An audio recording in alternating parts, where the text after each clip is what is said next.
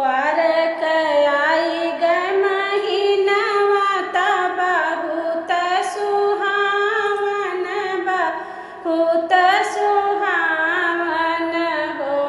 बहिनी आई गए अष्टमी क दिनवा सब जितिया माई के पूजाई हो। बहिनी आई गए अष्टमी क दिनवा सब जितिया माई के पूजाई हो।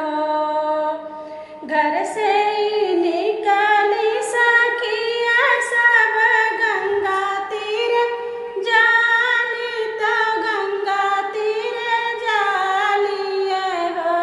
बहिनी गंगा के तीरवा बैठी जितिया माई के पूजाई हो। गंगा तीरवा ठाड़ी अकते वैया तारो दान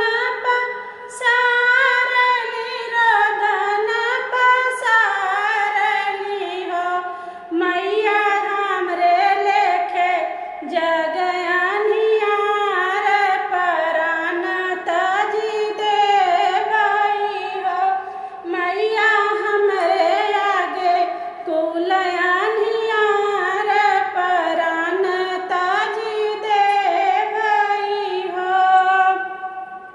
गंगा में से निकर जीवतिया मैया देवैया से पूछली हो। बेटी कावन संकट तुहर जियरा परान तजी देबुआ हो।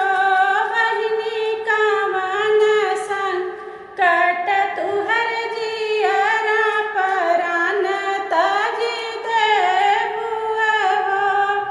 हाथ जोड़ी रोवली देवैया सुना हो मोरी मैया सुना हो मोरी मैया हो।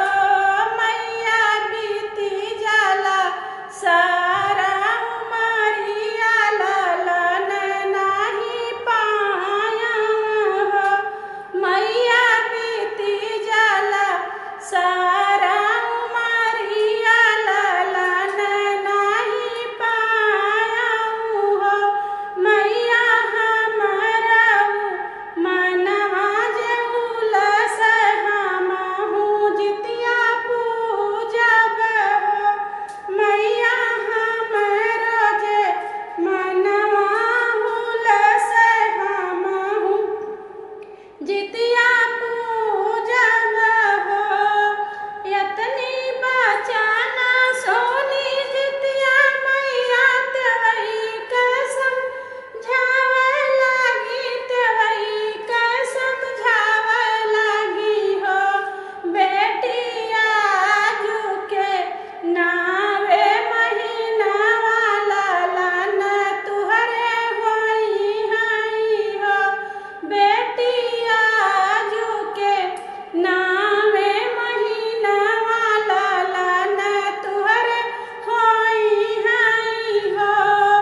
जनी रोवो बेटी हो जनी रोवो अब तोही जनी रोवो हो। बेटी तुहरे होई है सुंदर ललनवा तुहाऊ जुतिया भूखब तुहाऊ जुतिया पूजब हो। बहिनी आगे साल तुहू जुतिया पूजब हो। जय हो जुतिया मैया की।